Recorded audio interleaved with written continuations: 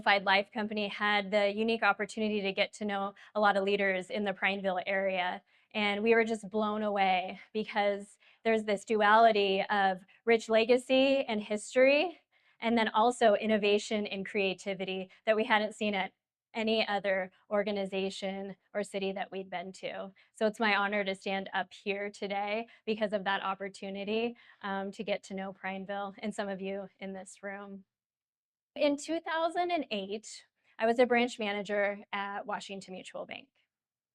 You may know the organization, we called it WAMU. Now during those days, I would be getting up at before 5 a.m.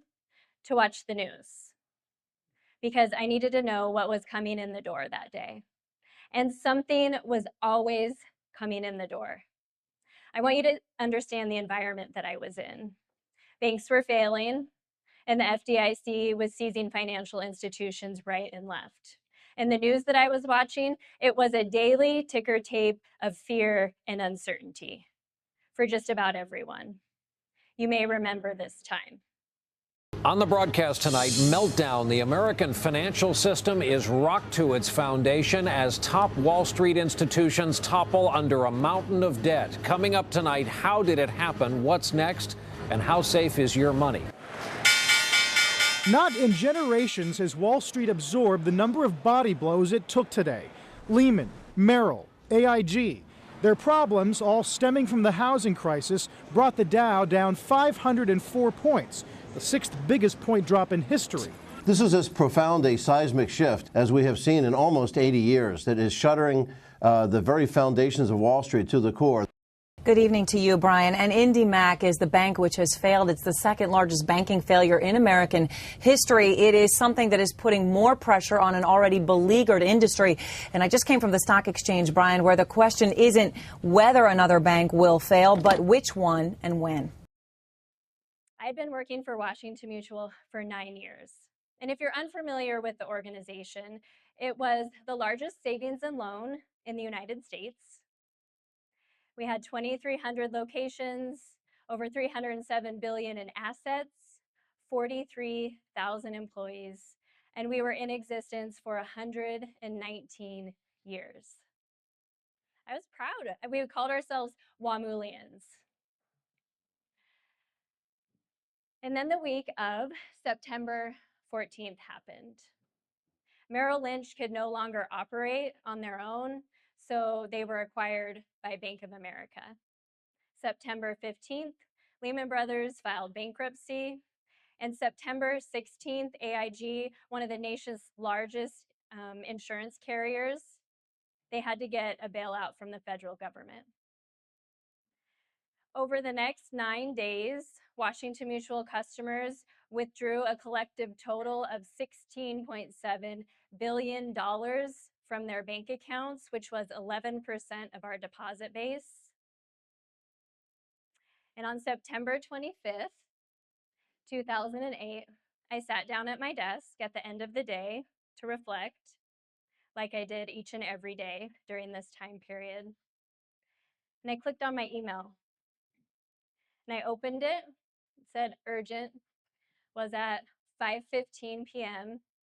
And it said, Washington Mutual is now a part of JP Morgan Chase. For now, operate business as usual, but you'll get more information in the days, weeks, months to come. And in that moment, as I sat at my desk, I realized I had one of two decisions: to let the new level of fear and uncertainty paralyze me, or to ask myself the same question that I had been asking myself each and every morning for months now. What does this moment right now require of me? And that's the question that I want each and every one of you to ask yourself. Because often when there's fear and uncertainty, we get rushed. We get reactive. We start playing defense instead of being proactive and playing offense. So today, each one of you are going to be able to leave with the answer to this question of what does this moment right now in 2026 require of me? We're also going to talk about some decision-making frameworks, and I will give you some future proofing anchors that you can really tie into and add to your leadership tool bag. But the magic in this room is not going to happen up here on this stage or what I'm talking about. It's going to be out here. I'm going to give you time to talk to each other and to have dialogue and to connect and to collaborate, because that's what EDCO is all about. And maybe there's a decision that you've been sitting on that you need to be making, and you need to step up into what this moment in 2026 requires of you to be able to move forward. And maybe the collective wisdom and experience that is in this room can help you do that.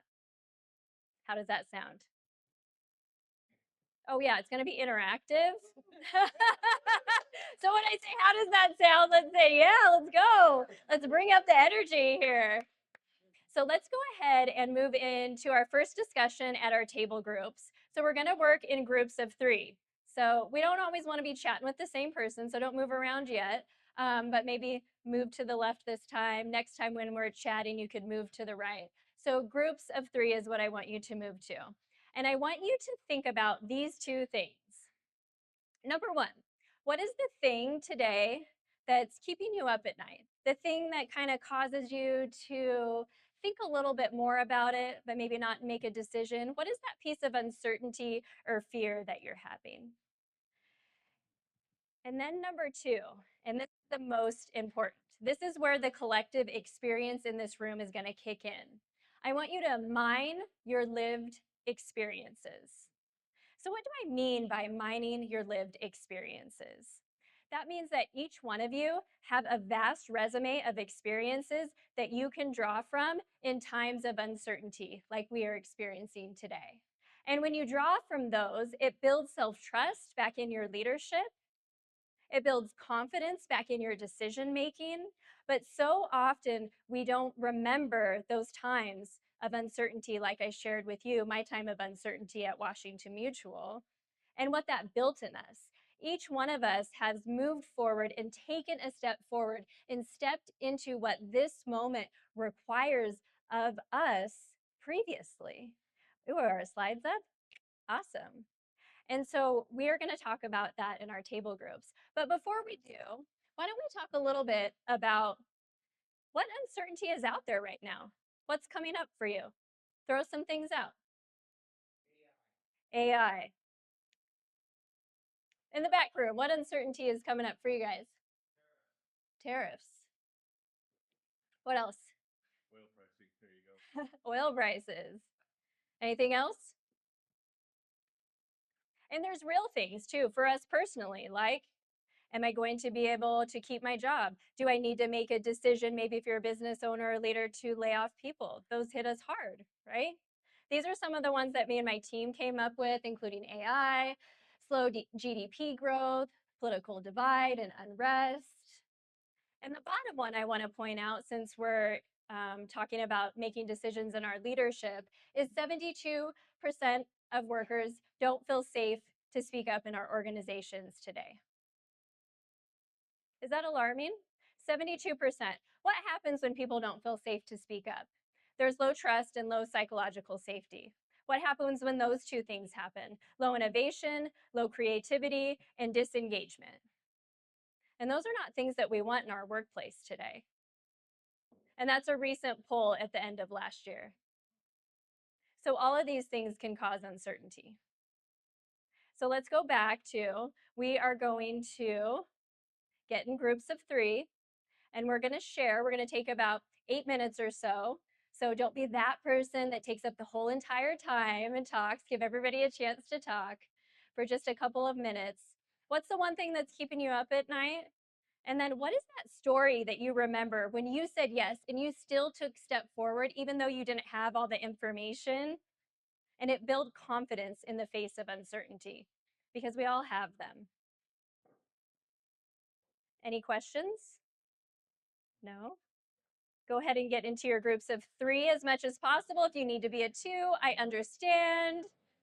And I'll give you about 8 minutes. So one of the things about being in a room like this is maybe our belief has slipped a little bit because of uncertainty. Well, we can borrow belief from someone else at our table, and we can walk out feeling re-energized and re-motivated. That's one of the purposes of this. So I want to hear from you. We have a couple people with mics that are running around.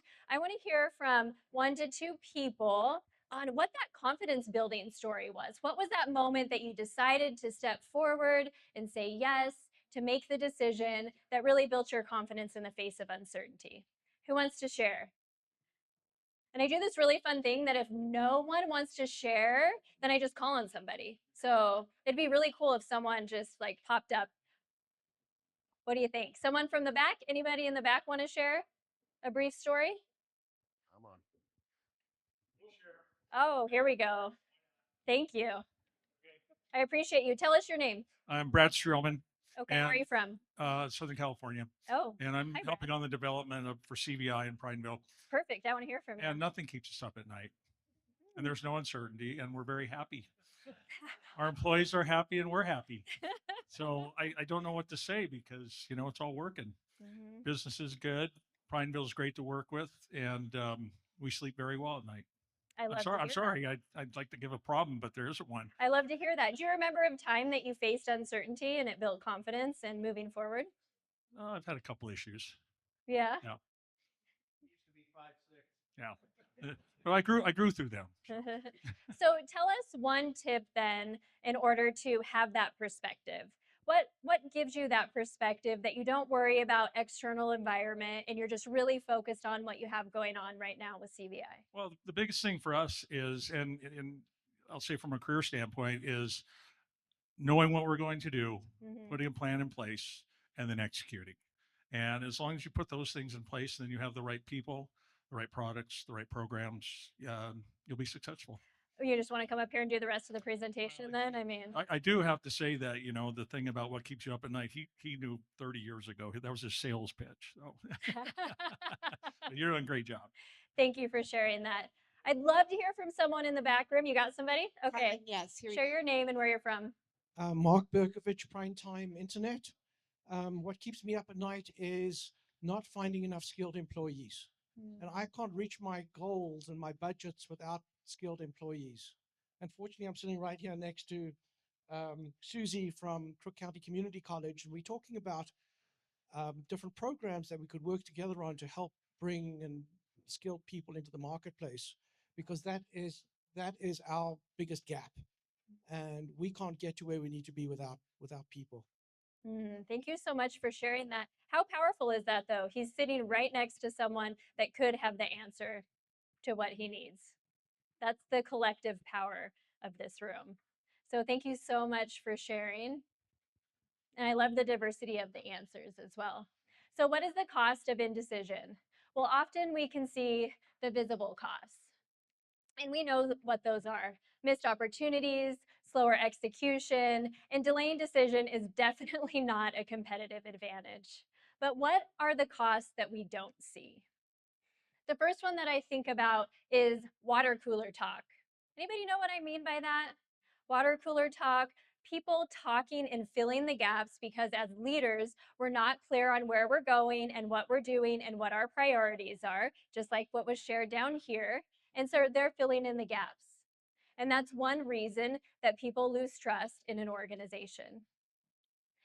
The second thing, our cognitive bandwidth is declined. Who has their best thinking when you have so many decisions to make? Nobody. The next thing is every new option you're putting out there, you're diluting your execution. And you're not going to be able to go all in on one thing if you're leaving like 5 back doors open. Have you ever heard this saying, in order to take the island, you have to burn the boats? So going all in on something, people will come with you. And the worst thing is we often get into this trap as leaders. We're consistently delaying decisions. When we consistently delay decisions, then it erodes our self-trust and it gets harder to make the next decision. It's like a pattern that we get in. So today I want to share with you the homework from 2 CEOs that have been very, very transformative. And they share one uncommon habit. And it's this: they both protect their time to think before they return to work. They have time for reflection. Now, this is something at the Amplified Life Company that we're a really big fan of. And when we work with leadership teams, we often ask this question. And so I'm going to pose it to all of you. And I want you to raise your hand when it applies. So do you consistently, the key word here is consistently, do you consistently set time on your calendar daily to think and reflect? We have a couple of hands. Mid-Oregon up here might be overachievers. Love it. How about weekly? A few more. Monthly? A few more. Quarterly? Set aside a time to think and plan. Annually? Maybe, right?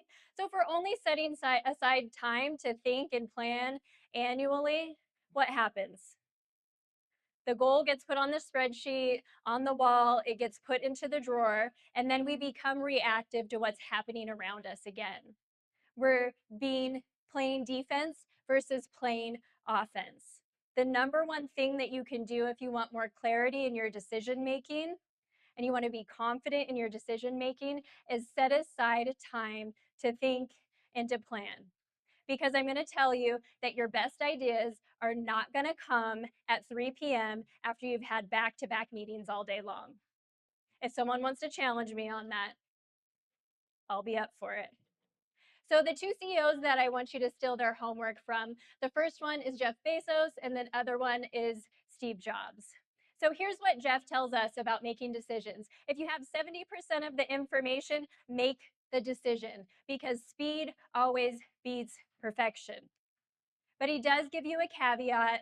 There's an irreversible decision and a reversible decision, or a type 1 decision and a type 2 decision. A type 1 decision is something that you want to take a little bit more time on, maybe selling a company, moving out of a market, or making a merger. A type 2 decision is our everyday decisions that we're making. But Jeff also shares this. It's really a tragedy that most organizations put type 2 decisions into the type 1 category, and they take too long in making their decisions. The other thing that he shares is when we're making decisions at a team, it's not meant to be a consensus. We want to have dialogue that's diverse perspectives. That's why it's so fun in rooms like this, because you get to hear diverse perspectives. But once we make a decision, everybody commits to move forward together.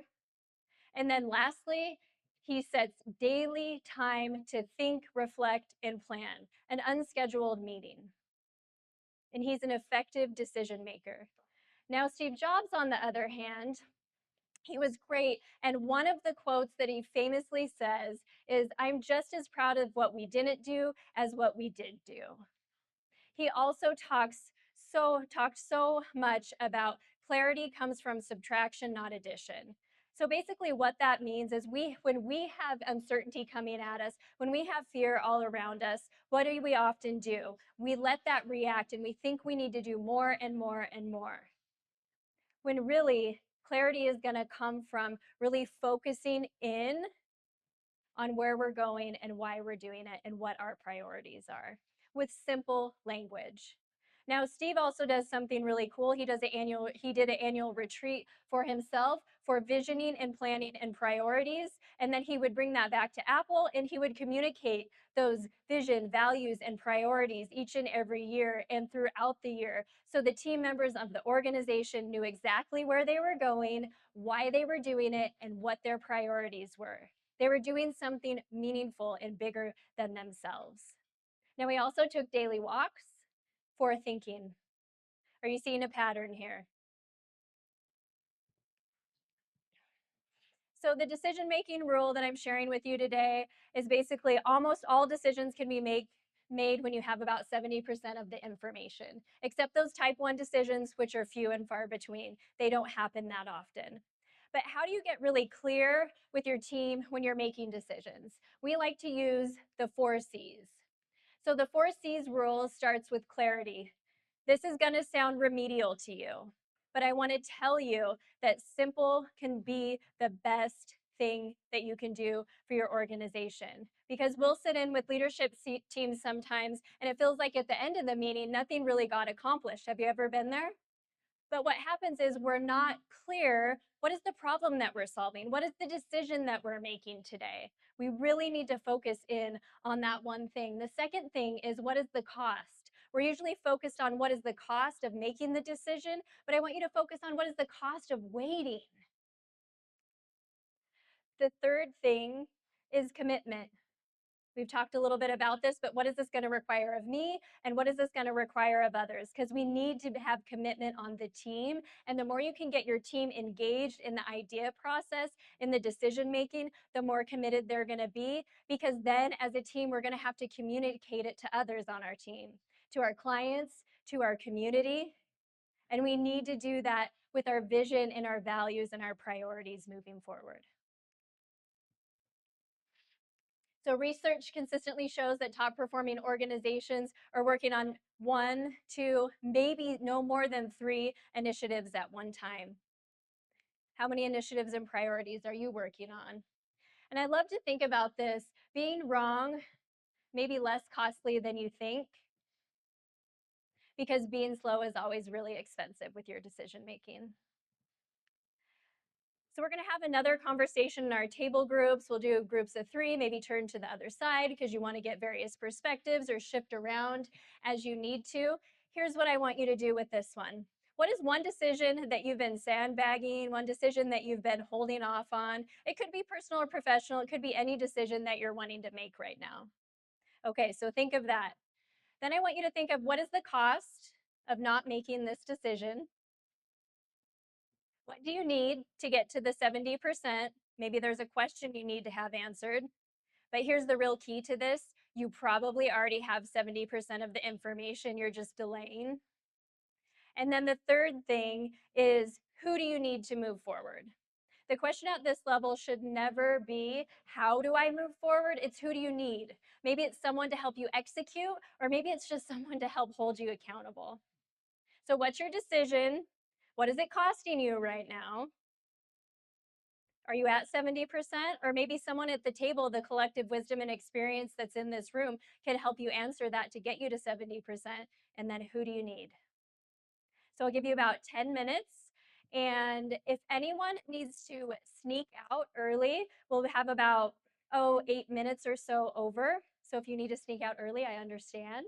But we'll have about 10 minutes for this discussion. All right, here we go. The energy in this room is just wonderful. So thank you, thank you, thank you. Who wants to share an aha moment of, oh, I had this decision that I've really been sitting on and now I'm ready to move forward? I know someone got one of those. Maybe in the back? Anybody? Anybody?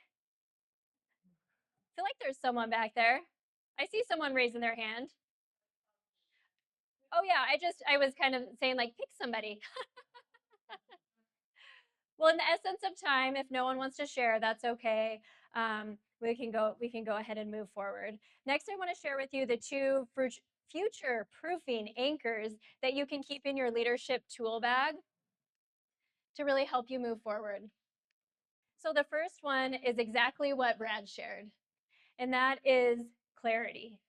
Clarity, clarity, clarity.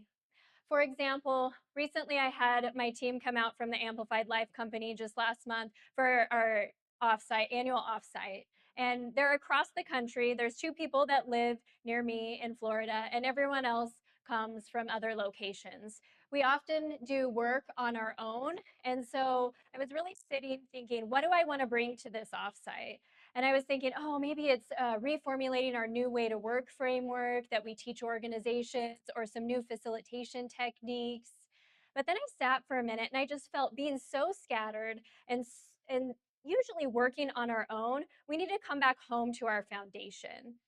And so our foundation was 3 things: shared vision, lived values, and grounding ourselves in our priorities for this season, which I defined for them as the first half of 2026.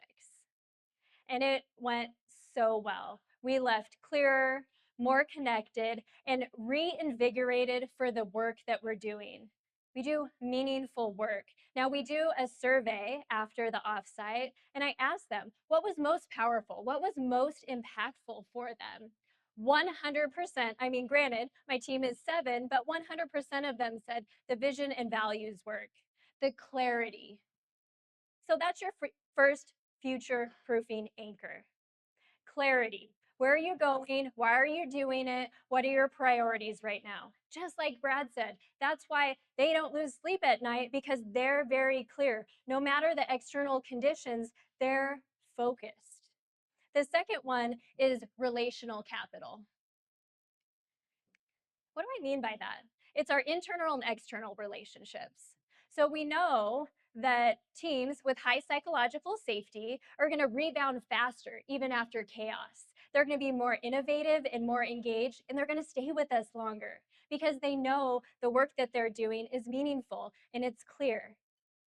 Also, as a leader, you can let go of that burden of thinking that you have to know all the answers. We were talking about that just a little bit ago, is if you can engage the team, their collective wisdom is going to far exceed your intelligence. So letting go the need to have all the answers and getting your team engaged in it is also going to increase trust. And then the last thing, one of our beliefs at the Amplified Life Company is really this: where your skill set ends, your network begins.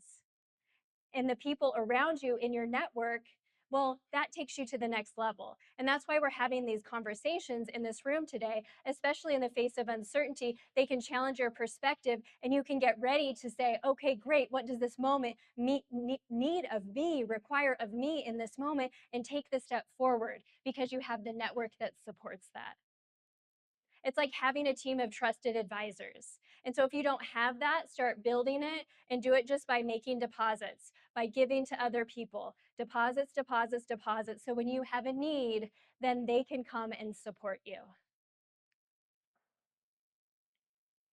So we're going to skip this last table discussion just because of time.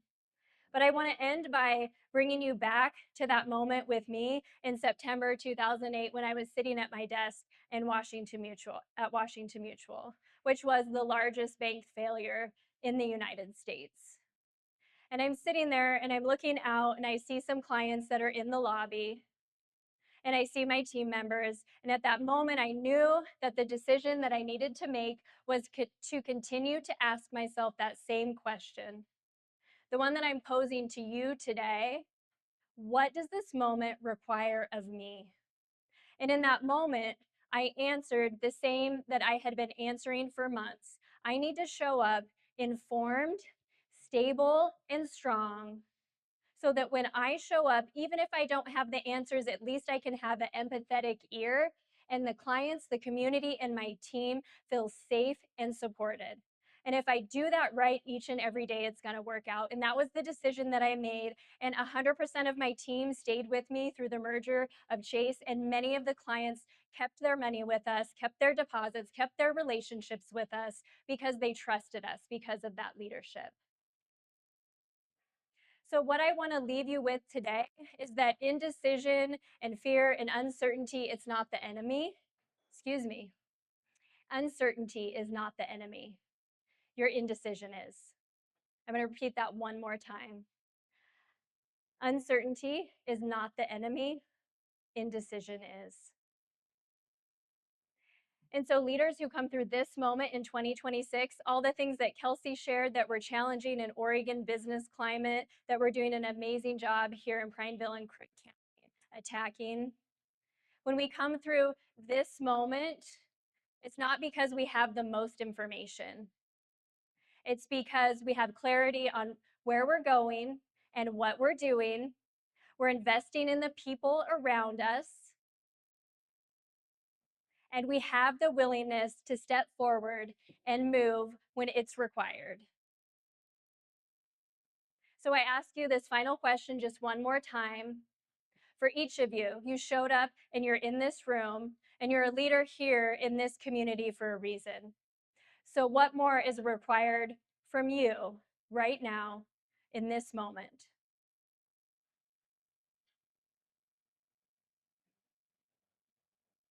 because there's always going to be uncertainty. It's just going to change shape. And the future is not waiting for you to be ready. It's just waiting for you to step up and lead. So thank you.